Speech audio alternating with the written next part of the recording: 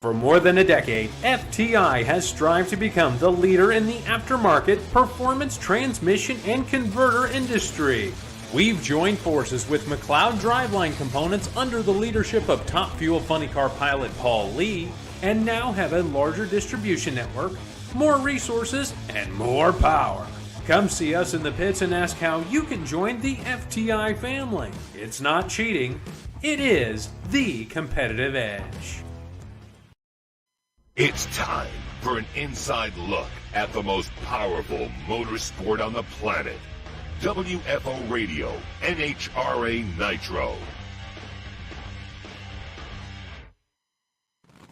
This is WFO Radio. WFO, everybody. Welcome back. WFO Radio, NHRA Nitro, back on the air following the Stampede of Speed. 10 days. Texas Motorplex, culminating with the Texas Fall Nationals. What a race it was. A pivotal race once again. Championships turning in all different directions. And we're going to talk about it with the voice of the NHRA, Alan Reinhart, just seconds from now. AR going to join us, and we're going to debrief on the week that was out there as we get ready for Vegas and we get ready for Pomona. And there's just 2 races to go. How exciting is that? So share the show, guys. Share and retweet. And all you people out there on the YouTube, give us a like and a thumbs up and a comment. I'm going to ask you a question, all you YouTubers out there, after it's all over, when the show posts. I'm going to ask you a question down there that I want you to answer in the comment section on YouTube, not in the live chat. So be ready to do that. We got Reinhart a few minutes away. I've got a week's worth of stories, but I will tell you that tomorrow, Wednesday, special time, 11 a.m. Eastern. So starting off early on the West Coast, we're going to have Ron Capps, we're going to have Hector Arana Jr., and we're going to have Justin Ashley, all 3 drivers in one super show. It's going to be mega, and we're working on Erica for Thursday. And we're going to get all our Stampede of Speed Texas Fall Nationals winners out of the way this week so we can preview Vegas next week. I hear that Sammy Eubanks wants to come on the show and play a couple of tunes. He's got a big concert plan. We're going to be doing our big WFO meetup in the pits, the Patreon meetup. We've been talking about all year long, all the Patreons that are going to be coming from around the country. Like we got people coming in from Oregon. We've got Dave and Sue Morris going to be racing in from South Carolina. We've got people coming in from Texas. We got people coming in from California. The Patreons coming from all over the world. The WFO Patreons are coming to Vegas for the big WFO Patreon meetup, which I'm super excited about. Part of being a Patreon here on WFO, you get to hang out. We're going to get together. It's going to be a group. They're not our only sponsors, though. I mentioned Justin Ashley. Phillips-Connect. Wow, they're in the points lead. They're looking good. 2 runner-ups and a win. What a season. But it's all an exercise to teach you about smart trailer technology, all the different sensors that can go out there over the road to keep your loads tracked and your people safe. Go to Phillips-Connect.com to find out more information. Phillips-Connect. Also, Total Seal piston rings. The leader in ring seal technology. We had a Total Seal Nitro school. Scott Palmer was the guy. We talked a little bit about just parts and how you swap them out and how often you have to swap them out, all of that stuff. People had some questions about ring seal as well. We've got a new episode of Hidden Horsepower up with David and Ray Barton talking about winning the championship in Factory Stock Showdown. Go to the TotalSeal.com website. You can browse or shop rings. One ring, like if you broke a ring, oh man, what are we going to do? You can get a single ring. Go to their website. Make them your first call. TotalSeal.com. FTI Performance Transmissions and Torque Converters. This one is special because Paul Lee, FTI, the great friends of the show, but on Saturday night, we ran the race to completion.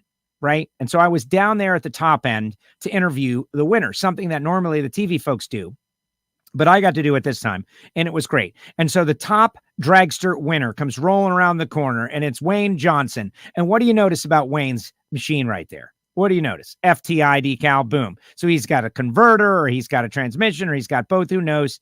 But Wayne Johnson, top dragster winner. How about that? But then here comes the top sportsman winner and it's Jimmy Lewis. And Jimmy Lewis takes down David Quadra in the final round. What do you notice about Jimmy Lewis's machine other than it's awesome low 6-second bracket car? Oh, yeah, getting contingency for FTI Performance Transmissions and Torque Converters. So this really should be a no-brainer, whether you're looking for a shift kit for your Turbo 350 or you want to go all the way with your top dragster transmission and torque converter. FTI Performance Transmissions and Torque Converters have got it going on. Big thanks to Paul Lee, and they'll be doing something at SEMA, and they'll be doing something at PRI, and I'm going to hang out in their booth, and I'll give you that information later on. Bernie Speed Shop, over $5 million in inventory over there. They're located in Ocala, Florida. There's an open invite to all WFO listeners to swing by and check out the shop. You just got to say WFO. Hey, I heard about you on WFO. Josh Hart said to stop by, and you can look around, whether it be from window tinting to detailing to frame off restorations to consignment. They do it all. Bernies.com. Like them on their social media to start out with. Later on in the show, I'll tell you about samtech.edu. I'll tell you about Frank Hawley's Drag Racing School, and I'll tell you a little bit about Marvin Rodak and Rodak'sCoffeeandGrills.com. But right now, it's time to go out to Tucson, Arizona, and check in with the voice of the NHRA, Mr. Alan Reinhart. What's up, AR? Welcome back. Hey, Joe. Good to be back. Good to be back home also. It's, for a day and a half. I love when I get one night in my bed and I wake up and it says, it's time to check in for your flight. Oh, yeah, that's right. I'm leaving again. Where are you going next? Where are you going on this? I don't have to know everything. I know, but I'd like to. I've got to go to Indianapolis to do some studio stuff. Oh, Indy. Okay. You should just move there, man. Just move to Indy. Make your life a little easier. Well, it's going to be about 80 degrees in Tucson today, maybe 79. It's going to be about 40 in Indy today, so I think I'll pass. I agree with you. Not tolerating the cold very well at all. We got a lot of people checking in already. Derek is checking in, and Jeff is saying what's up. And our buddy Roger Richards, who has not been at a race for a while. Roger, we miss you, bro. We miss you. I know you're staying home for really positive reasons, but we miss you, just so you know, Roger Richards. I miss you, and I'm pretty sure everybody misses you. Reinhart, you miss Roger? I don't want to speak. Oh, definitely. Come visit us again one of these days. Yeah, come on, Roger. Scott is out there. Everybody checking in. Laura, I can't believe Hector Jr. won this past weekend in Pro Stock Motorcycle. That was a feel-good story, but I can believe it. They've been quick. They've been fast in their limited time with us. Yeah. You still there, Reinhart? Yeah, they have. It was kind of a wacky day in Pro Stock Motorcycle. It wasn't, Gianna Salinas and Pomona wacky, but there was a lot of the highly touted and big-time point players were running into some strange issues out there throughout the course of the day. So it ended up being a fun final between Jerry and Hector. Hector, he brought up the fact that in Norwalk that I called him chubby, and then he's lost 30 pounds since then, and the whole thing. But I don't want to take credit for it, but having 30 pounds less definitely helpful. He's going to join us tomorrow on the show, so we'll talk about Hector Jr. But let's start off in Top Fuel, where we typically start off. The kings of the sport. Wow, what a crazy ladder, right? Like the ladder where you see Justin and Doug. They've got to run each other first round. And Torrence and Langdon, who would have been my marquee matchup had we got to do one. Ma Nature delayed us, but didn't stop us. As I think you and I both predicted, we would not have a rain out on Sunday. We got the race into its completion. Anybody that stayed home, shame. You should have known. You should have known better. We would get it in. We got it in. And we had a great devoted diehard crowd. But it was one of those if-then kind of ladders, right? Like if Doug can beat Justin and Sean can beat Steve, then this whole thing is turned upside down. Justin beat Doug. Sean beats Steve. Then Sean beats Brittany, knocking out those two. Justin runs the table, wins the race. That changes the point standings a lot. Dallas, a pivotal race once again. Yeah, it was. And, for what Justin Ashley and his team are doing, I normally send, my congratulatory text out to all the winners. And Mike Green wrote back, my ass is getting too old for this. So, when you qualify well, and then you go, come on, seriously, Doug Collette around one? I mean, they didn't have a pushover event or a pushover race all day long. And they had a really good race car. And they just kept bringing it up there and doing it again and doing it again. And, I think you can clearly say that Brittany has her race car back. They certainly stumbled a little bit, the first couple of races, but that race car certainly looks like it's back on track. Get Brittany back on track, and I'm not counting them out yet. I mean, an 82-point lead. I'd rather have Justin's point total than anybody else's out there right now. But I really do believe that the monster car has found a groove again. So now what they need to do is go win the next two races and hopefully not race Justin in the final at the next two races, because if they do that, it'll be too little too late. Yes, and looking at the points, Justin has 82 on Brittany, 84 on Antron, 96 on Steve. So the battle for second through fourth is razor close. Mike Salinas, 118 back. Josh Hart, 147 back. Austin, another great run for Austin Prock. How about those guys? 160 back, climbing up, seventh in the point standing. Not very far out of sixth. Then you got Doug Coletta, you got Sean Langdon, you got Clay Milliken. You know, if people get offended, right? Like I hate that people get offended by numbers, but people get offended by numbers. But it's just looking like, man, even if Doug Coletta wins the next two races, I don't see how he climbs over all those other teams unless they fail to show up. No, I mean, is it mathematically possible? Yeah, I guess, but it ain't going to happen. Does he have a chance to maybe, make some ground and move up a couple of spots? Yes, but I don't believe they can win the championship from where they are now. And I think if they, realistically honest, they would tell you the same thing. I think that, at this point, you figure out what do we have to do so that when we come out to Gainesville next year, we don't end up in the hole that we're in. We need to come out and fire in next year and get off to a good start. And if that means experimenting the last couple of races, I think I'd be willing to do that. Well, I think they are, though. I think actually that's the story that we're seeing is that Team Coletta is going to be ready for the 2023 campaign with their field dragsters to start from scratch at Gainesville next year. Like it took a year to sort out whatever needed to be sorted, whatever that was. Alan and Brian know that, and they've been working hard. And look, their performances right at the right time are coming around. They would have to build some consistency and whatever it takes to go out and win championships. But for 2023, they're going to have, I believe, they're going to have what they need to go compete at the highest level, which is, great, right? We're complaining that it took 1 year to sort out something. That's about what it takes, apparently. In a lot of cases, yes. And again, we've talked in the past about, when Alan and Brian have come to a team, they usually have near instant success, but they also have always had their whole team. And so going in there and having to work with a bunch of different guys, and again, same conversation we've had 100 times. I'm not saying that the Coletta guys didn't know what they were doing, weren't doing it right before, don't have the experience in it, but it's just doing it my way. When a head coach comes in, if you've got a team that's always gone, if you've got a team that's always been a running team and the head coach comes in and he's a throwing coach, that doesn't mean anybody's doing anything wrong. Doesn't mean anybody doesn't know their job. It's just going to take time for everybody to get acclimated working together. And I believe it's taken a little longer than they thought. But as you said, the performance is starting to come around, but they're still just not quite there yet. Not quite there yet. But man, what matchups? Antron gets through Tony Schumacher. Tony Schumacher throws down a 71. Like great run. Antron gets through Spencer. Spencer takes out Mike Salinas. Just it's awesome. To me, it's awesome. This all battle royal that is the NHRA countdown. Austin Prock ripping off 26 reaction time, second round against Leah, 26. My goodness, like what are you going to do with that? The lights in the semis, just unbelievable. Justin had a 20 against Langdon. What amazing stuff. But in the end, it's Justin versus Austin.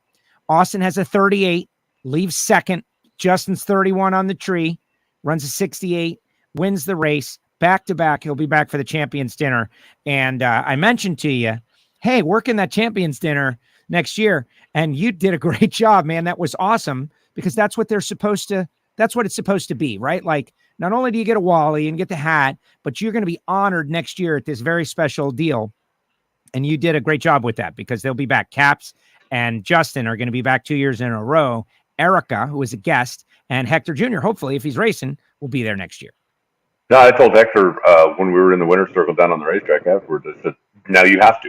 You're obligated. You must come back next year. I don't care if you don't run another race all season, but you're going to have to come back to this one and defend your title. No, I think it's a great perk, something that the track does for the fans, which is spectacular, and it's something extra for an incentive for the drivers because, obviously you get the monetary reward, you get the trophy, you get the points, you get all that kind of stuff, but you get something a little bit extra, and I think that the tracks that do that, it's a classic deal, right? And both Caps and Caps made mention in the winner's circle, he says, now that means I get to pick dinner next year, and he was excited about that. But some of the races we go to, you go to Norwalk, and what does everybody care about when they win? The ice cream scoop, right? Yeah. I mean, the trophy's great, but the tracks that do something extra make it extra special for the drivers, make it extra incentive. And the fact that this is something that is also special for the fans, if you are a fan and you go to the Motorplex, or if you've been thinking about going next year, you can buy a ticket to go to the Champions Dinner and go in there and have dinner with the professional winners from the year before. So I just think I think it's an awesome deal that the track puts together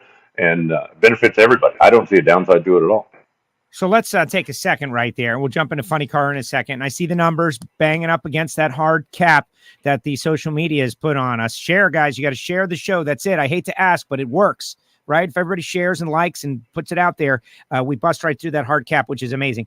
But the Stampede of Speed, the effort, and that's the thing that I heard from the most drivers. Like, we had bull riding, and we had concerts, and we had a lantern fest, and we had drag racing showcases and funny car chaos I got to see for the very first time. And everybody loved it in its entirety. Maybe you're not into bull riding, right? So that part, you were over watching the barbecue contest or the beer fest or all of those things. But here's what the drivers said. At least they're trying to do something. I really wish other tracks would try to do something also. Now, maybe not the 10-day scale of this. This is crazy because everything bigger in Texas. I get it. But anyone who has a national event can do something, whether it be have an ice cream scoop or a belt buckle or a hat or a special trophy or a little fan fest or some sort of gathering or something special. Like, every track can do that if they so choose. It's just a matter of if they so choose. And the drivers really loved it. Like, that was the feedback. Like, wow, thank goodness. Not only are they trying, but they're doing. And that was worth a lot. Well, anything you can do that attracts attention to your event, I think, is a great thing. When the local track will get together and have a driver, go throw out the first pitch at a baseball game or do something else in the community to let it be known that the races are in town. Because I think that we often get so used to, we're in the fishbowl now and the world has changed, right? Everything's online, everything's this, everything's that. But the number of times when we'll go into a community, at least my experience has been, and whether you go to a local restaurant, whether you go to Walgreens, whether you go to, you're doing whatever, and somebody says, oh, I didn't know the races were in town this weekend. Yep. And so getting the word out, and the way they did it down there with the Stampede of Speed and having the week long, I don't think you could be in that community and not realize something's happening at the Texas Motorplex this weekend, because, as you said, they touch so many things that weren't race related. And if bull riding and barbecue is not your deal, okay, but a lot of people do, especially in that part of the world. And because of that event, they now know the Nationals are coming to town. The lantern launch is, from a performance standpoint, there's not a whole lot of things that move slower than that, right? Especially compared to but the people that are going to come out and support the lantern launch, would they even know the drag races are in town? But no. That gives an opportunity to expose them to, hey, guys. And, the fact that they had the nitro cars running during the concert intermission is genius. You have all these people come out here. They might not care a lick about cars. They might not know what nitro is. I just came to see a concert. It's at a racetrack. Okay, so what? I came to see a concert. But now they've been exposed to nitro cars. And now that's an opportunity to get somebody to go, I'm going to come see this. And as we've said for as long as we've been doing this show, if you've never been there, or if you haven't been there in 20 or 25 years, come out one time, one day, get a feel for it. And then if it's not for you, it's not for you. But at least come out and give us a chance. And now all of these people have now been exposed, and you can't help but have some of them. I don't care if you had a group of librarians. Right. If you go out and do a burnout in a funny car, at least one or two of them who spend their whole life are going to go, I want to check that out. And so that, I believe, is the whole driving force of the Stampede of Speed. Not only is it it's great for the community, but it gives a lot of people that would never have exposure or experience drag racing to take a look and at least know there's an event in town if they want to come check it out. Absolutely. No, and that's it. The concert with the breaks for the drag racing showcase, the concert goers, you can imagine this. Brett Young, I don't know country music, I'm sorry, right? But he's got 7 number 1 hits and he packed them in. I'm telling you, 15,000 people, maybe 12, whatever, but a lot. And they were all 16 to 28. That's a good number, right? Because he's one of the younger country guys. And they're all walking through the pits and they're looking at these cars and they're wondering what's up. And then we did the showcase. We had jet cars. We had top fuel dragsters. First of all, Palmer did it. He and Alex Laughlin. And what a premier opportunity for any top fuel dragsters to showcase their stuff, the video opportunity. Like, I know it's expensive to run the cars, but Palmer did a great job for Haviland there, because all those people saw Haviland on the side of that car. It was really a good deal. The lantern deal hung with Hagen, right? He explained it to me. You write a message on it. Like, who knew Hagen would be into that? I think, lantern festival. I'd never seen one. It was really cool. Like, wow, just watching the things slowly float away and they're going out to space. Turns out they're going about 300 feet outside of the property where they land in a field. Sorry, guys, just a fact. But what a great deal. Great execution. And then we have the Fall Nationals at the end of it, which, let's get back into results. Funny car. Matt Hagen, wow, takes the money on Friday night with an 82. And a little chat with Tony Stewart on the starting line. I know he's relatively new, but he knew that was a blistering mega pass. And I'm shaking my head because I kind of couldn't believe what I just saw either. 82. That's one of the quickest runs we've seen. We saw one at Sonoma earlier this year, but still. Then a 338 later on in the weekend. Huge runs. I felt like he was the favorite to win the race, and he did go to the final. Told me at the Lantern Fest, they were asking for quotes. Ashley, his PR person, was asking for quotes. Yeah, here's my quote. If we don't win this race, we're done. Well, they didn't win the race, but they're not done, because they're not done by any means. This is now a very tight race in a different way than it was a week ago. Caps, though. Wow, what a performance by Dean Antonelli. John Medlin. Caps announces his retirement by accident, gets himself in all kinds of trouble. Sorry, Ron. But no, Caps announced John Medlin's retirement, not his retirement. His own retirement. John Medlin's retirement. Hagen 78 out, Caps 10 out, John Force 137 out, Bob Tasca 174 out. Man, I think it's a 3-horse race right now. What do you think? I agree. Unless John makes a big move, or unless Tasca makes a big move in Vegas, I think so. Because again, you're not going to have that many people collapse. One person out in front of you smokes the tires. Okay, you can close the gap. 3 people out in front of you, that's not going to happen.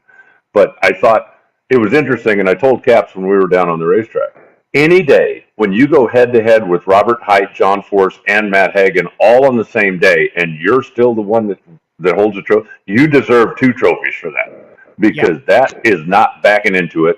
That is not, oh, look at me. I got around, Castello in the first round and Reinhart in the second round. What'd you run? 485, because look, one of their cars wouldn't start and the other one had an oil leak. That's not the case when you're going up against John, Robert, and Matt, like bing, bang, boom. They deserve to win it. They've got a great race car, and they've put themselves in a solid position. I still think Robert has the best car, but I don't believe that they have as wide an advantage as they maybe had earlier in the year. So in my mind, Robert is still the man to beat, but at this exact moment, and I mean, I love you, Dickie, but at this exact moment, I believe the Napa car is the biggest threat to him, with the Dodge car being just a tick back. Yeah, I had a couple of great conversations with Alex over there on that team, and they feel confident too. The points is the problem, right? Like, it's 78 back, so they need help. Robert and Caps are, you can't shine a flashlight between them pretty much, but Robert's still got the lead. And that's what you want to have. All things being equal, Robert wins. But we got 2 races to go. One of them is 1.5 points, so 2.5 races to go. And it's awesome. As far as the racing goes, though, the funny car racing, I don't know what people would possibly want that would be better than that. Like Antron, I just watched some of the broadcasts, and Antron Brown, after winning, going to the semis, is shaking his head, and he said something that was really good. I wish more racers would say things like this, which is like, this is some serious stuff going on. Like, this is the highest level of NHRA drag racing that has ever existed in its 70-year history. Like, I know that's a big and bold statement. What about, and how about when? No, right now is the highest level, most competitive, closest, most intense level of NHRA Camping World Drag Racing that has ever existed, ever. With, hey, Reinhart got a top fuel warm-up in the background there. Sounded good, whatever it was. Garbage man? Garbage man. Come on, you should know what that is. It's a Tuesday tradition now, right? In the middle of the show, the trash truck comes by and empties the dumpster. I got the door closed today, so it's not quite as loud as it normally is, but no, I think, and Mother Nature obviously for delaying us for 2 hours, but then the clouds hung around all day. The track temp basically didn't get triple digits all day, and the Motorplex has two great lanes. Lane choice didn't mean anything. I'm telling you, there wasn't a tenth of a thousandth of a second between them, and so everybody could come up and throw down, and that's the kind of racing you get when you've got conditions like that, and when you've got the quality of cars that we have out there right now. That was a fun day. If it was your first ever NHRA day and you were watching the Nitro races and you went, well, I hope the next one's better. It won't be. I'm just noticing that Hagan went 15 on Tasca. Is that a misprint? Mm-hmm. Oh, man. Dude, you're Bob Tasca. Like, he goes 55, 389, 329, and he loses to a 15 light, which is, just kind of the racing gods are on your side. That's tough to take. But you gotta take it. Yeah, I'm trying to remember. There was one run I think he was in a little. What did he run on that particular run? 89 with a 1. In front of you? 89. What was it? 60 foot? They don't put that on the ladders, although I wish they did. Yeah, I think he was chunked in there a little bit because Force one time had the top light out and it's like, oh, look at that reaction time. It's like, yeah, that's not exactly what happened. But 003. I probably got 40 emails. I probably got 40 emails when I said, if you need an explanation of how manipulating the starting line changes the clock, send me an email. And it's like, oof. So, yeah, there's a lot of people that are interested in that. Okay, breaking the action. Everybody wants to know about the CUDA. The CUDA is not there, guys. It is not there. Everybody feels like Alan somehow got the CUDA from Dallas to Tucson in one day. That did not happen. Alan, give us the update. I don't know where it is, to tell you the truth, other than I know that it's in a truck. I spoke to the guys Saturday afternoon, and was making arrangements. I said, I don't know, maybe I can come meet you in Flagstaff, and was told I'm not sure the truck's going to Flagstaff, and said, they may just kind of like avoid the mountains and take the southern route. And I said, well, if they're taking the southern route, they're going to be within 2 miles of my shop when they drive by I-10. So let's make arrangements, and was told as soon as we know exactly, as soon as we get that exactly figured out, we'll let you know. So right now I'm hoping that it's snowing up in northern Arizona so that they'll look at that and go, yeah, we don't want to do that. Let's just take the southern route, and then they can swing by here and drop it off. Otherwise, it'll go to Las Vegas, and then I'll have to make arrangements to get it back from there. But Las Vegas is closer by 300 miles from Dallas, so it's going in the right direction. WFO Patreon Joe Lee Stanfield, highly involved in that transition, by the way. So the WFO universe, very connected to what's going on.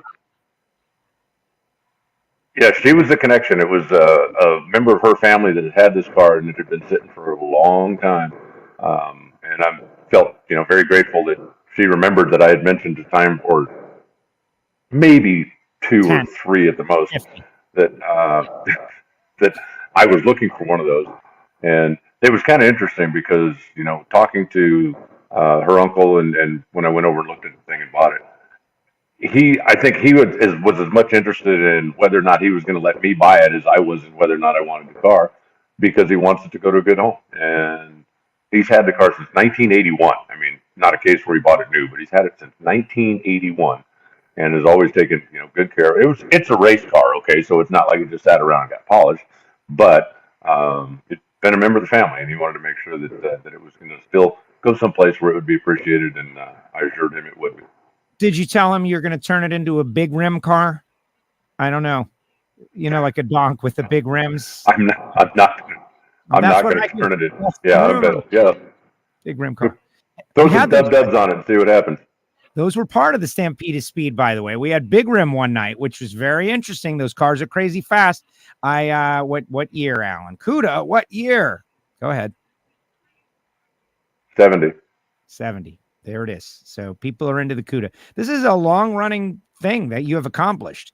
This is at least 3-4 years you've been talking about this, and to have finally scored. I think it's probably closer to 7 or 8. I think once I got my Mustang to the point where it is, then I started looking for a new project, because I spent 4 years or 5 years with the latest metamorphosis of the Mustang, doing everything I was doing to it. Once I get finished with it, then I need a new project, and that's what I'm planning on the Barracuda being, is something in the next 4 or 5 years. I don't know. I don't know what drivetrain is going to end up in it. I don't know exactly what it's going to end up, but I know it'll be a high performance street car of some type that could go to the drag strip and hold its own. You got to go to DSR. Maybe not quite as obnoxious as the Mustang, but kind of like the Mustang. Go to DSR and get one of those 1,000 horsepower Elephant deals, and put it in there, and then you'll have drivability. You'll be able to run in the 8s. Yeah, if I could get a deal on one of those, I might consider it. But I think buying one of those might take up the entire budget that I have planned for the car. So probably not going to go that route. That's true. Wow. All right, I get it. Okay, let's talk pro stock. Erica Enders, 175 points up on Aaron. Yeah, done. Right. Championship over. Crown her the champ. She's coming on Thursday. Tomorrow we got Caps, we got Justin, we got Hector Arana Jr., we got Erica on Thursday, working on a time, but she's got to show up, barring not showing up. They were low of every round. They're just racing at a very, very high level. I was impressed that Greg Anderson and team were able to get up there into the area, but Erica took him down, and that's it. This is the year of Erica Enders. This is the crescendo of her career. She's got 9 wins, tying her career high, but doing it in much fewer races. That was a 24 race schedule when she won 9 the first time. This is going to be a 19 race schedule. There's 2 to go. She could easily win one of the last 2, if not both of the last 2, and have maybe one of the most dominant performances we have seen in the history of NHRA Pro Stock Drag Racing. Well, remember, Bob Glidden once went a calendar year without getting beat. So if you want to go on a percentage standpoint, but yes, in modern day pro stock, and we've seen it actually, over the course of the last decade or 15 years, somebody gets hot and just can't do anything wrong. And that's exactly the level where the elite team is right now. Greg has got himself a really fast car, but it's not really fast every single run down the racetrack. It's really fast 70% of the time down the racetrack, and the rest of the time it's okay. I mean, it's not like it's either really fast or it doesn't go 3 feet, but Erica is right now, everything they're doing is working. And, it shows in the stat sheet, and it shows on the points standing, and it shows, it's over. Technically, with 1.5 points in Pomona, 192 point lead leaving Vegas would be a mathematical lock. But you can't coronate the champion until there's no possible way that she could lose the championship. Right. And while we all know this could never happen in 10 billion years, if she goes to Pomona and crosses the center line on all 3 of her qualifying passes, that could then open the door for Aaron to go out and win it. It ain't going to happen, but you can't crown her the champion until it is an absolute mathematical lock. It ain't over till it's over. It's gotta over. show up. Got to show up. That's the thing. It's over, but you got to show up. Like if there's all kinds of crazy stuff outside of the world of drag racing points that can happen, and we don't want to talk about said things, but she's got to go and enter the races, and it's not mathematically over, but it's over. And Greg Anderson said as much at the champions dinner. He looked down at her and said, "You've done a great job this year," and they had a one-on-one moment in front of the crowd, and it was, in my opinion, a respectful concession on the championship here in 2022. An awesome moment. But Erica Enders has been amazing this year. It has been great. And then there's Pro Stock Motorcycle. Pro Stock Motorcycle, you mentioned we started at the very beginning. Kind of an odd day. I had a conversation with Hector Jr. out at the Fan Fest. Hector gets through Chip Ellis at a 23 light. Hector gets through Angie Smith. Angie had Can we go back to Pro Stock for a minute? How about Dallas Glenn? Good. You know what? I think good. Thank you for doing that, because I just thought got to bring up Dallas, and then of course I move on. I think the guy did the right thing, man. I know people are mocking it out a little bit after what has been done in the past. For Dallas to step up and be the guy to put his own, am I going to be fourth? Am I going to be eighth in the points? It doesn't matter. This is our one shot to stop her. I'm going to try to be the guy to do it and be the guy to do it. Man, I think that's the right move, not the wrong move. It's a team move and not a me move. And he DNQ'd and it didn't work out. But what did it say you? Well, I just think that, the way things worked out, I applaud the effort, but it's just kind of a weird set of circumstances. And I didn't have a chance to go back and look at it. I was hoping we'd be able to get a replay when we were there. It just didn't happen. But I really believe that his final qualifying session, the car moved backwards. And that's why he didn't get in, because he's got a fast enough car that he could have gotten in, 14th, 15th, and at least had an opportunity to race on Sunday. But, after taking 2 swings at it on Friday, he got, bit by a little bit of tire shake on Q3. And, remember, when you're playing that game, you've got 2 things. One, obviously, you understand what you're doing as far as giving up qualifying points and as far as giving up, any potential little points. But what you're also doing is you're giving up the opportunity to run later after cars have gone down a racetrack and laid down some tire tracks for you. And I think that's what bit him in Q3. And then in Q4, I think they came up just conservative enough to make it happen. And he was trying to steal every thousandth of a second that he could on the shallow stage, and that ended up biting him. So, I completely understand what they're trying to do, but man, that is a heavy price to pay for a swing and a miss. Yeah, but is it like he's going to be 7th? He could probably climb back to 5th. What's the difference? You're sponsored being on TV. I think Rad Torque Systems probably likes the idea that Dallas is the guy who has the guts to do it. I'm sorry, Joe. I also give him credit. I didn't see it, but I do know that he did go and spend some time in the TV booth. So, to be able to go that certainly gets, something back for your sponsors and your stuff. But to be able to go in there where it's not going to be, oh, gee, tough weekend. It's going to be, hey, dude, this is what you did, and this is what came out of it. So I definitely applaud him for going in and doing that. But I just think, man, that's still a pretty high price to pay. Well, it is. And he paid it, and he was willing to pay it. Why? For the team, for Greg Anderson, for the people that gave him his opportunity. Sometimes selfishness, sometimes you gotta fall on your sword. All these military stories throughout history, right? There's always that story. And in the drag racing little universe that we have, Dallas Glenn has got his story. Didn't work out, but when the chips were down, he took a shot to try to help his team. And every Lucas Oil racer that I spoke to about it, they said, that's what you have to do. You got to take a shot. You don't let her just win out and go to Vegas when it's too late. You had to do it now. It didn't work out, but it was still the right move. And Elite did the same thing a couple of years ago. It's just part of the deal. And I think it adds to the deal. I thought it added to the show. And so Dallas Glenn, way to go. And the Elite guys, by the way, I talked to Royce. Royce was laughing. He's like, that's what he needs to do. Royce Freeman, he'll tell you what's up. He'll tell you what's up. And he's like, that's what they got to do. And if they don't do it, then they're doing the wrong thing. It just didn't work out. That's it. Didn't work out. Got hot. Just didn't work out. But hey, 00 Dallas. All right, let's talk Pro Stock Motorcycle. Matt Smith over Joey Gladstone by 51 over Jerry Savoie 103.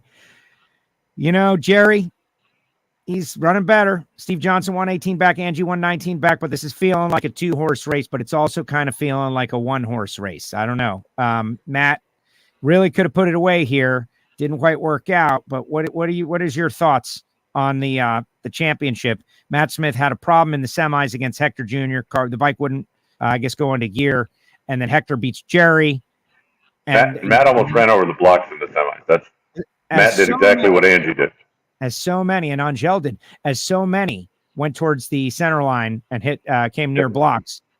Kind of ironic in that, that was happening to multiple racers.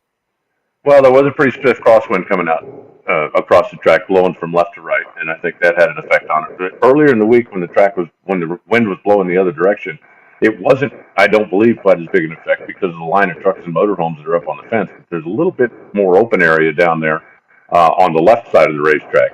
So I think it has a bigger effect when the wind is blowing from that side than it does the other way. But if you get the bike, if you could, have the bike going right where it was supposed to be, you didn't have too many problems. But if you started moving a little, then the wind was going to help you move a lot, and it definitely been a few of them over there on that side of the racetrack. I still think Joey Gladstone's got a solid shot at this. I think he's got a good motorcycle. They just need to get it back to when it was running fast, and it was running fast consistently. It is now running fast, but they don't quite have the consistency they had. There was a couple of races out there where the thing looked unstoppable, and they need to get it back to that level, and then we'll see what happens in Vegas. And again, and Joey went red as Steve Johnson went 86. Steve Johnson went 77. So, I don't know if Joey was all out on that run.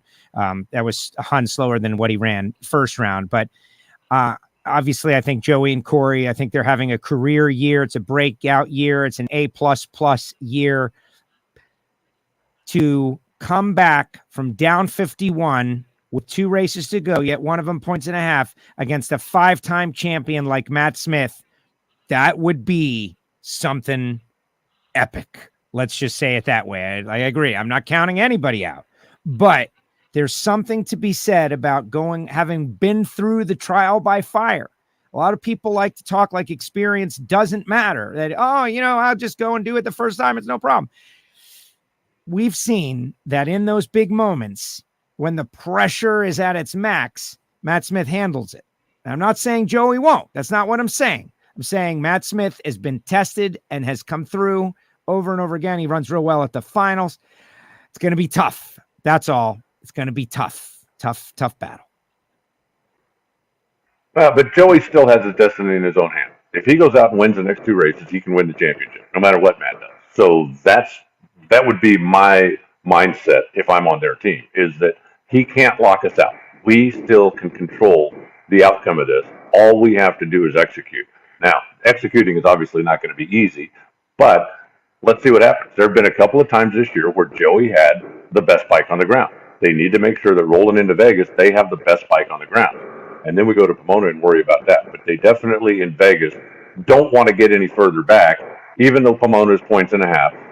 Pomona's been a pretty good place for Matt over the years. Not every year, but it's been a pretty good place for Matt over the years.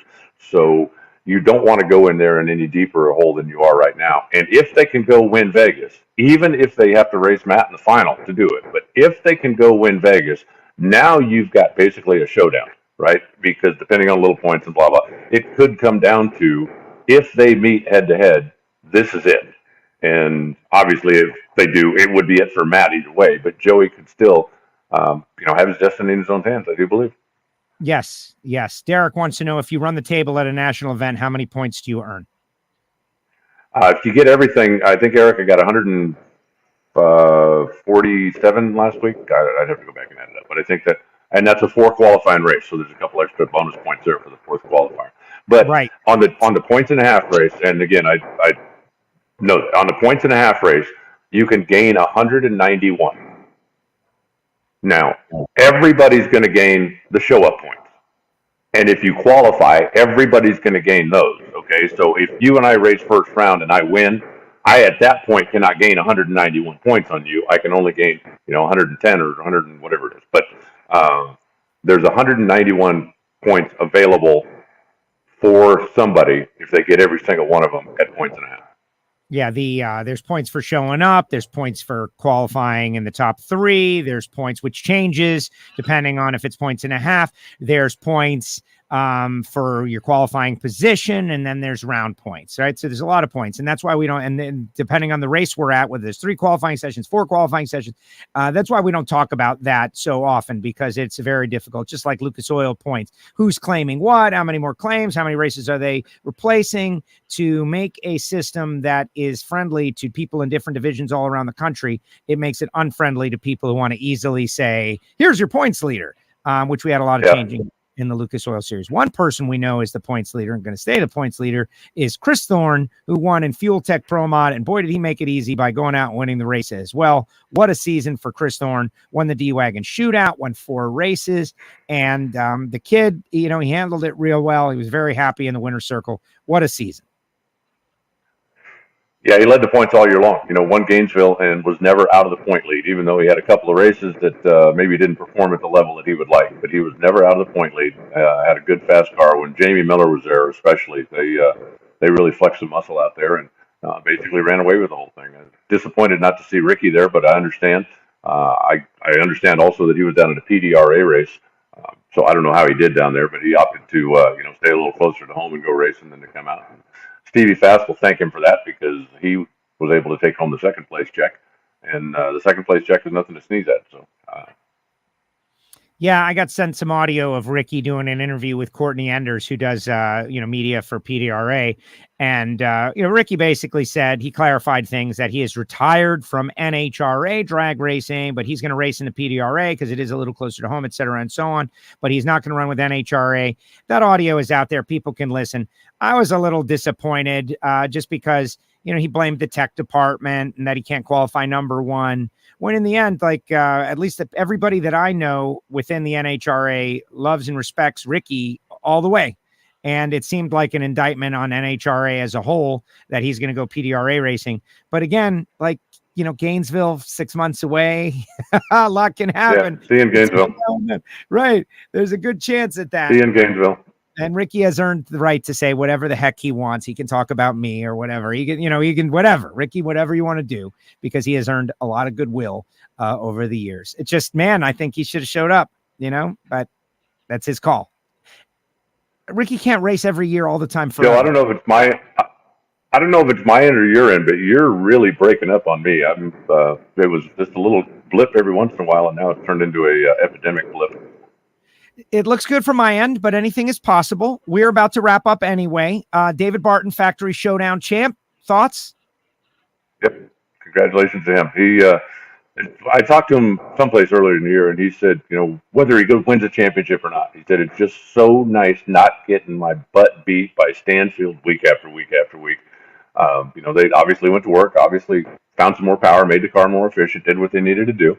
And that's a great rivalry between those two, since they both have a number of customers out there and a number of people that they can change information with, and they both obviously are exceptional holding the steering wheel. So it's a fun rivalry to watch. It was good to have Skillman back out there. I wish he'd come back on a regular basis. We need a couple of Fords to come out there and mix it up with us. Of course, Janek's got one, but it would certainly be nice to have 2 or 3 Fords to come out as we continue on the program. Okay, I'm going to give you a final thought before your internet craps out. Barry Payton. We lost Barry Payton. I talked to Barry on the starting line this weekend. I had a conversation with him. We laughed. He was in his golf cart. We talked.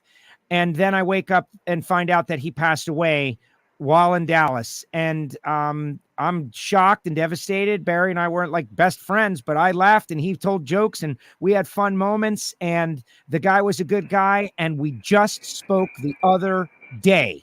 And now he's no longer with us. And I don't even know how to deal with that. Yeah, it's difficult. The passion that he had for the sport, the fact that he spent a lot of his own time and money making this stuff happen, certainly had some helpers along the way, but he instilled that passion in his son, and he still really enjoyed coming out and watching the family car race and being a part of it. It's a shame. I mean, we've had to do this so many times, but I'm glad that, your last memory of him was a good one. I'm glad that, you got to chit-chat with him. I actually never ran across him this past weekend. It's probably been a couple of months since I had an opportunity to sit down and talk to him or, just even say hi in passing. So I hate that I missed that. But, just best wishes to Todd and everybody out there as they are, having to deal with some difficult times. Yeah, it's a bit of a mind freak for me, and obviously to Todd and the family. I'm sorry. My deepest condolences. Shocking. Alan, great job as usual. Thank you so much. I appreciate you. Thank you. I'm looking forward to heading to Vegas, and it's almost over. And then we'll see what happens in the winter break. At least I have a project. Yeah, exactly. It's the final countdown. Oh, I'm so bad at that. All right, Alan, great job. See you later. Thanks, Joe. We'll talk to you soon. Alan Reinhart, voice of the NHRA, joins us each week right here on WFO Radio. All right, guys, put some comments in the comment section. I got a couple things to say before this is all said and done. It's funny, I'm watching my number just like bounce off one number. Thank you, social media overlords. Thank you so much. YouTube is a great way to listen and watch the show. YouTube. And I know people, I got to sign in and I got to create a profile on YouTube. You know what I mean? If I want to like and if I want to comment, but hopefully this will incentivize you. Like, I want you to give me your thoughts. I'm going to put a question up there after the show is over, not the live chat, but the actual comments of the YouTube video that post after the fact about the championship and which of the non-points leaders has the best chance to win the championship. I'm going to ask you that on there, and it will be great. Regarding Mr. Payton, wow. Someone that I engage with on the starting line on a semi-regular basis. And obviously the Scott Palmer shared with me, hopefully this is okay, Scott, that his, as everybody got a little older during the COVID lockdown north of the border, you couldn't go out and have interaction, and, object in motion stays in motion, object at rest stays in rest. And that, kind of took a little out of him, but I saw him on the starting line just Saturday. And I got to tell you, I wish I had told him something else. We said, hey, how you doing? The nice stuff. It's good to see you. But in that moment, I wish I could have said goodbye. I wish I could have said thank you. I wish I could have said, man, your kid's a great kid. I wish I could have said all those things. And now days later, I just interacted with this person. And again, we were not best friends by any means. I just knew him as one of the iconic folks that is in the pit area. Maybe even a little intimidating for a while until he started telling me dirty jokes one day. And I thought, this guy's okay. This is great. And I think this way about Conrad Coletta too. Oh my gosh. You see these people out there and they're out there and then they're not out there. And it's tough to take. And yes, I know that people pass away, but I just think about the family and, at least he was at a drag race and at least he was watching stuff he wanted. He was on his golf cart on the right-hand side of the track, watching nitro cars. And that was, that's good to be at a race if you're a drag racer, and he is. And so rest in peace, Barry, and the whole family. My deepest condolences. I don't know what to say. Just devastating situation. Mark Stockseth out there says Ricky and his paid ride went out first round. Look, the Ricky thing, the audio's out there. Ricky Smith is a good person.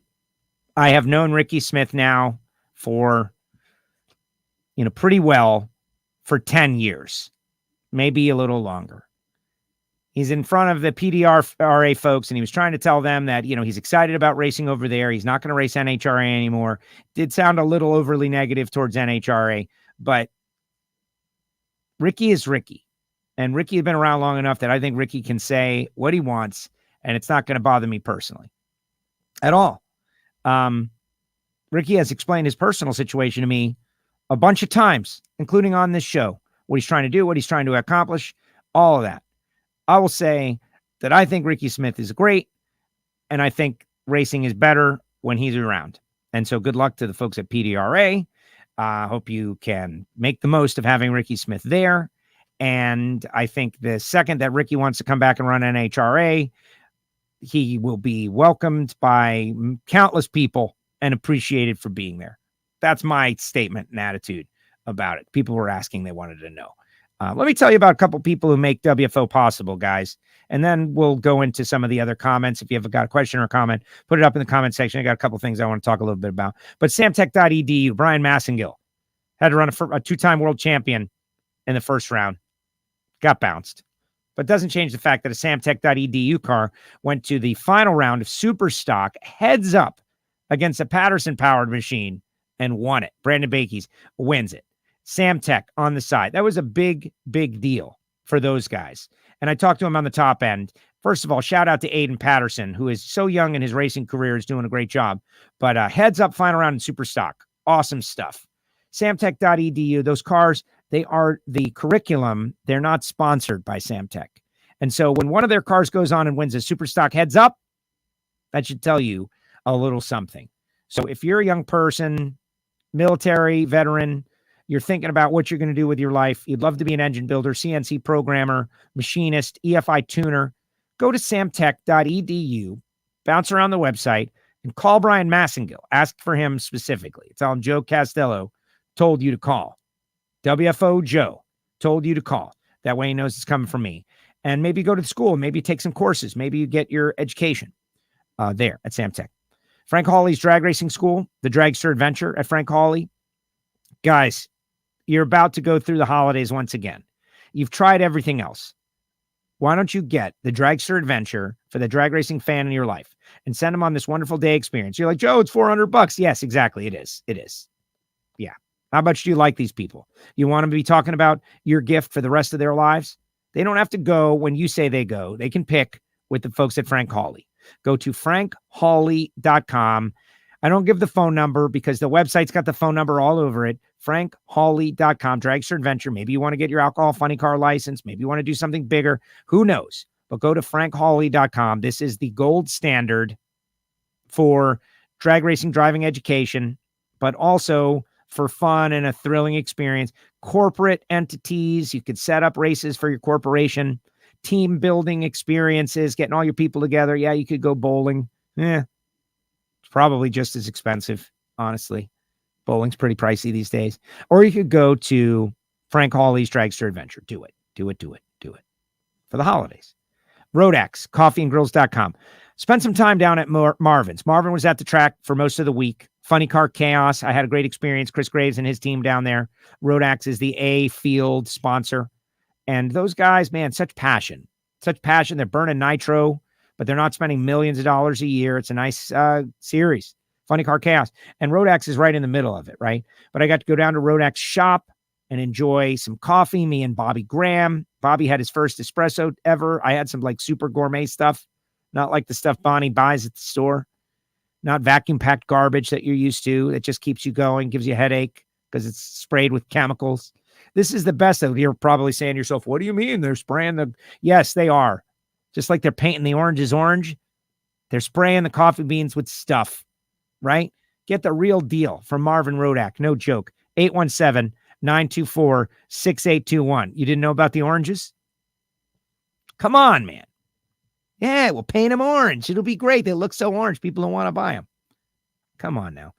Marvin Rodak, RodaxCoffeeandGrills.com. I got a bunch of great stuff there. I ransacked his shelf for hot sauce and spice rub, etc.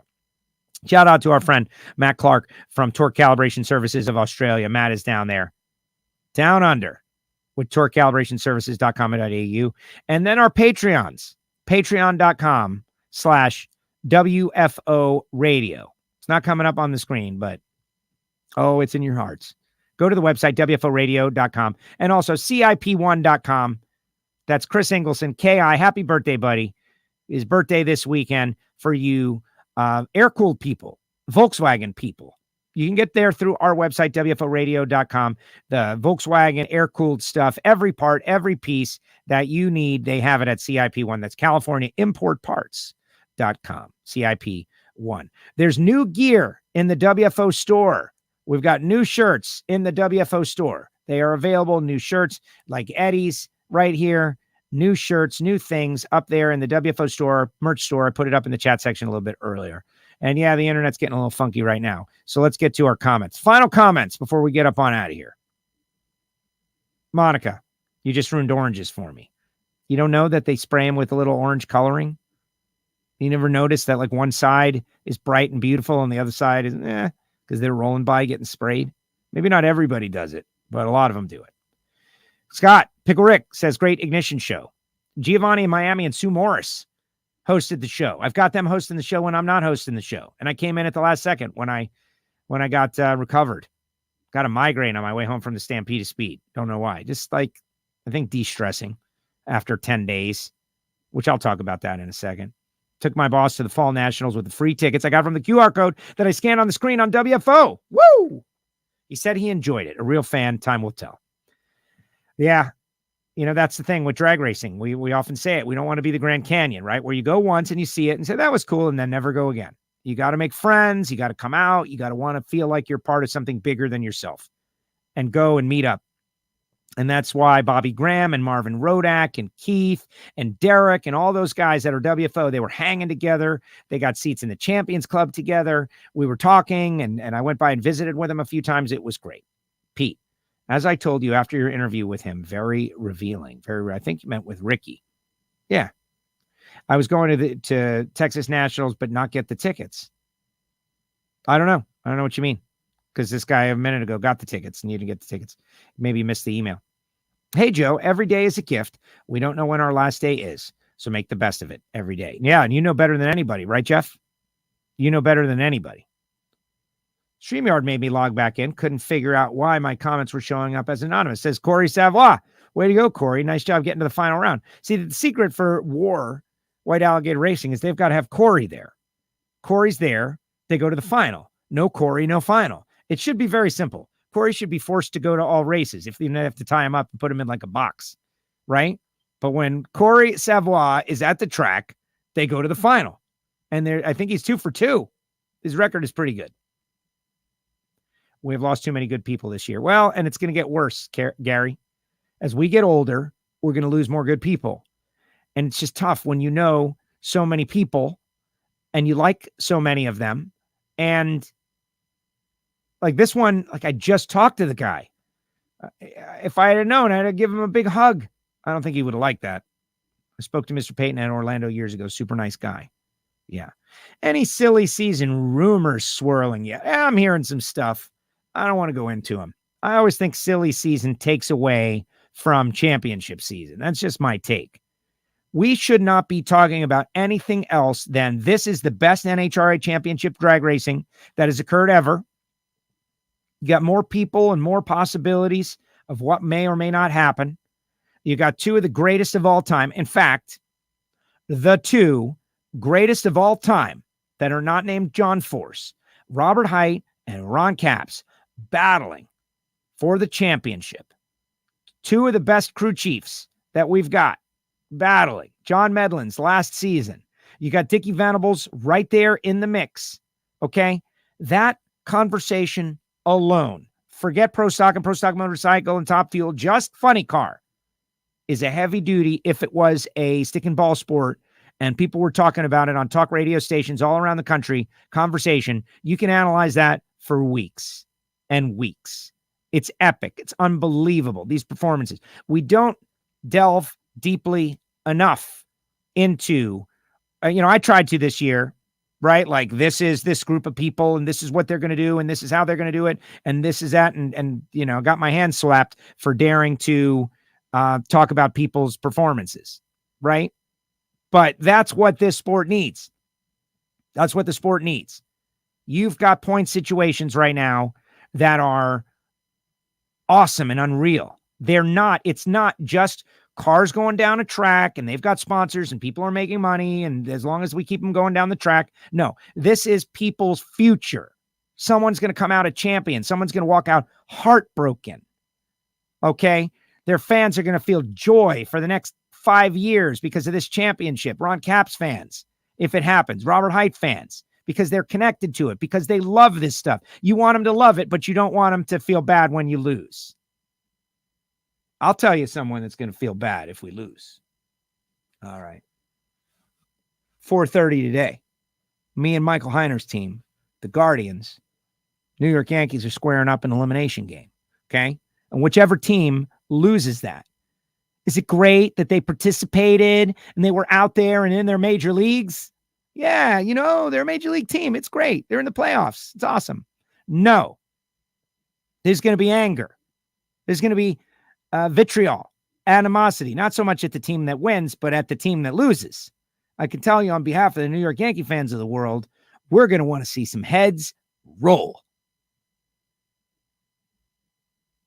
Brian Cashman, Aaron Boone, they put together a team. We go out, we're on this great, amazing run, and everybody's questioning what's up. Like, all the conversations me and Bobby Lagana have had over the years that we know why. And here we are. It's the playoffs. Okay. There needs to be an offensive explosion today. And the Yankees need to destroy these Guardians and move on to Houston. And then it's very tough because they own us and they have mind control of us when they're, cheating or whether they're not cheating. It doesn't matter. They have gotten the best of the Yankees over the last 5 seasons or so since 2017 and the Baby Bombers. They've got a good team over there, whether they decided to cheat or not cheat. They still got a good team. That's why it was dumb that they even cheated, because they had a good team regardless. Just like Barry Bonds taking the steroids, Barry Bonds taking the steroids. It was unnecessary because he was great already. It was unnecessary to cheat when you're already winning, right? But losing stinks. And we say it all the time. Losing stinks. When someone gets out of the car and they've just been beaten and they're like, well, I'm a drag racer and next week's going to be great. People want to see that you care. Oh, yeah. Playoff baseball, 4:30 today. I care. And it will be, it will be very upsetting to lose. Now, if you're a team, do you want your fans to feel that way, or do you not want them to feel that way? Yeah, I really don't want them to care. I think you want them to care. And whether you be a fan of Joey Gladstone going up against Matt Smith, and you got this chance, man, you've got a chance. They got to elevate. They got to rise to the occasion. Reinhart, they could go there and win the race. Man, that's so hard to do. But if they do it, it will be one of the greatest moments of their lives to this point. Notwithstanding, family members, birth of children, sporting lives, of course. Erica Enders. She's on a glide path to the championship, right? But they're going to try to win the final two races. I know those guys. They're going to try to win out. And they're probably going to win one of the next two. And she's going to get 10 wins on the season. That'll be the most in her career. Top Fuel. I can't say anything because Justin, just the way, he's got 2 runner-ups and a win. He's had a first-round loss.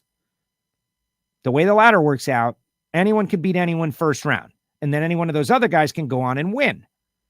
Justin were to smoke the tires, first round. Brittany goes on and wins. Guess what? Totally different race for the finals. So you've got such great championship caliber, intense playoff racing to talk about. Why we want to muddy that up with maybe next year, this crew chief is going to go here. This crew chief is going to go there. I prefer to save that for the off season because I need a lot of material to get us to March. A lot of material to get us to March. Yeah, Corey Savoy, he is an Astros fan. All right, let's see. Hey, Joe Everyday's gift. Got there. He says he's not get the tickets. I don't know what to say, Gary. Scrolling down. Oh, here's the Bug Barn. I think pollen in the air got a few of us. Well worth it, though. I was taking my Allegra the whole time. I remember a few years ago, the ragweed got me. That's something that I don't deal well with. Bill, good show, Joe. It's cold in Denver. Sorry, bud. It's perfect here in South Florida. We're getting into the time of year where it's great.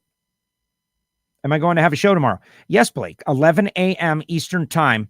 We're going to have Ron Capps. We're going to have Justin Ashley. And we're going to have Hector Arana Jr. That will be, and I'm going to need help from everybody. I'm going to need help sharing the show, okay, on YouTube. Sharing the show. I'm going to need help because the social media algorithms, they're fighting us, and it's terrible. Yeah, it has something to do with Yankees, I'm telling you.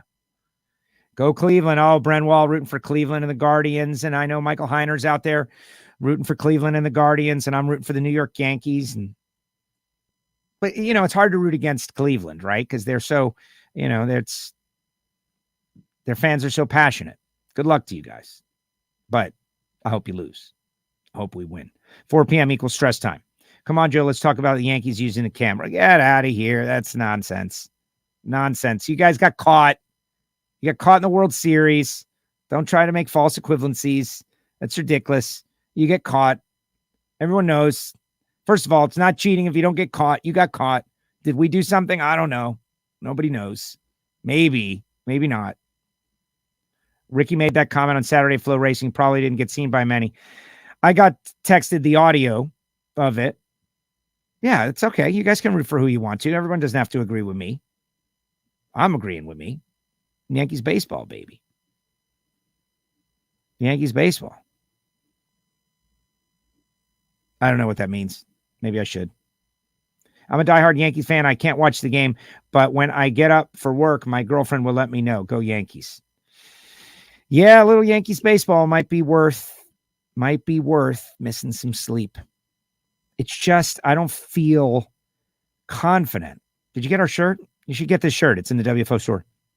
Years ago, I had confidence in our leadership, the management, had confidence in our players, in the magic, that we could get a little magic in the critical, when you need the seeing eye, broken bat bloop that finds its way through the infield for a hit in a critical moment. That's what you need to win. But look at the Dodgers. They're fans. All those games they want. Yeah, Dodgers, $300 million Dodgers. They're out. You lose. Thanks for playing. And the Seattle Mariners, out. See you later. It's supposed to be heartbreaking. It's supposed to be gut-wrenching. You're not supposed to like to lose. You're not supposed to like to lose. You can put a good spin on it, and you can say positive things. You could be like, well, and, it all depends. Like people who have had a great year, regardless of how the championship turns out. There's a lot of that. Great year, regardless. But when you come this close and you come all this way to lay an egg in the playoffs, it's bad. It's bad. A couple more comments, and then we'll get out of here. Thanks, Joe and Alan. Simple as that. And thanks to all of you. Also, this is going to seem a little weird, but thanks to Chrissy and Barry Johnson. Check this out, guys. I got a hat. Texas Motorplex. Where is it? Is it over here? No, it's over here. For being the voice of the Stampede of Speed, they gave me this awesome hat. And now I feel like I'm I spent 10 days in Texas. Never thought I would have one of these, but I do. Do I deserve one of these? I don't know. But I'll take it anyway. I'll just work hard in the future to earn it. Stampede of Speed was excellent, guys. We had such a great time. All the events. DJ Laney, my buddy, he was awesome. Everyone at the track. Funny Car Chaos. I got to sit with Chris Graves and his team and judge barbecue beans. We all ate 21 spoonfuls of beans. They had a beer fest. They had bull riding. I got to watch bull riding. DeMarcus from the track rode a bull. First time in his life. Never sat on a bull. Then he rode a bull. They're asking me, you want to ride a bull? I was like, I do not want to ride a bull. Scott Palmer's Nitro Sideshow. Epic. Amazing. The Top Sportsman, Top Dragster Shootout. Stevie Fast ran 3:56 in the 8th Mile Pro Mod car of Jim and Annie Whiteley. That show cost you like $10. The Champions Dinner. Wow, that was great. Great stuff. Can't wait for next year. Thursday night Fan Fest. The best Fan Fest on the tour. Only Fan Fest on the tour. But the best Fan Fest on the tour. Just all great stuff. And then the Fall Nationals. Amazing. So thanks to the Motorplex. Thanks to everybody who came out and said WFO. Remember, 11 a.m. tomorrow. Set a reminder. 11 a.m. tomorrow. We're going WFO. Plus, we're going to have Eric Almirola talking NASCAR at some point tomorrow as well. Thanks to Reinhart. Thanks to everyone. Thanks to our sponsors, WFO.